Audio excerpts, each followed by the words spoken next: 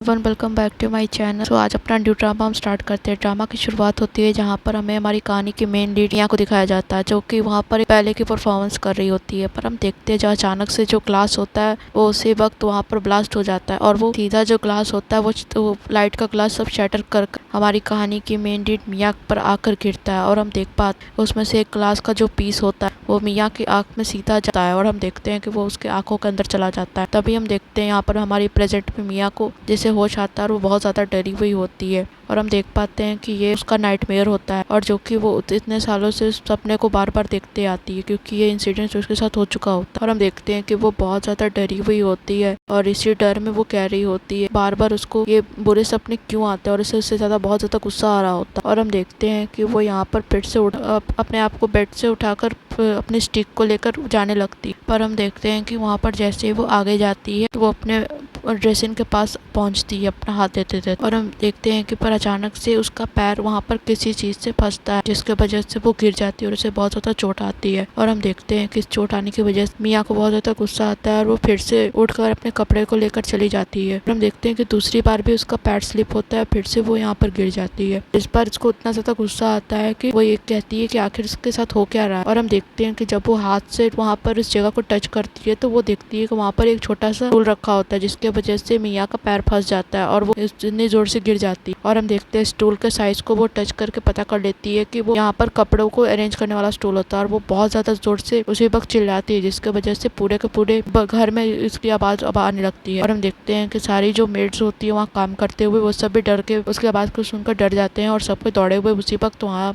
अपना अपना काम छोड़कर आने लगते हैं। तो देख पाते हैं मिया सारे मेड्स को एक तरफ इकट्ठा करके वहाँ पर उन सबको उस स्टूल के ऊपर रखने के लिए बुलाती है। और तभी हम देखते हैं कि उसके जो मियाँ के फादर होते हैं उनको वो भी उठ जाते हैं उसकी आवाज़ सुनकर। और मियाँ देखते हैं कि वो सारे मेड्स को ब्लाइंड फोल्ड करवाकर उस स्टूल के पास गिरने के लिए देती है कि वो वहाँ पर टकरा के जाएगा कौन। और हम देखते हैं कि इस चीज़ को मियाँ सिर्फ सुनकर पता कर पाती है कि आखिर में से था कौन। और हम देखते हैं वो सारे जो नहीं होती उन सबको नेक्स्ट करके बढ़ाते रहती है। और हम देख पाते हैं जब यहाँ पर जब मियाँ कर रही होती है तो बहुत सारी मेड्स जो होती है उसमें से आगे नहीं आना चाह रही होती है। और हम देखते हैं कि वो वहाँ पर तभी उसी वक्त मियाँ के फादर आ जाते हैं और पूछते हैं और उसी वक्त उसको उस अगली एक मिनट को रोक देते हैं। और हम देखते हैं कि वहाँ पर उसके फादर ये पूछते हैं मियाँ से कि आखिर उसको हुआ क्या। और हम देखते हैं मियाँ यहाँ पर बताती है वहाँ पर एक स्टूल आ गया था, जिसके वजह से आज सुबह वो बहुत जोर से गिर गई। और वो बोलती है कि वो स्टूल ऐसे तो हमेशा बाथरूम के बगल में रहता था, पर इस बार वो उसके बेड के बीचों बीच रखा हुआ था। और ये कहती है कि वो वहाँ पर उसके वजह से उसे बहुत ज्यादा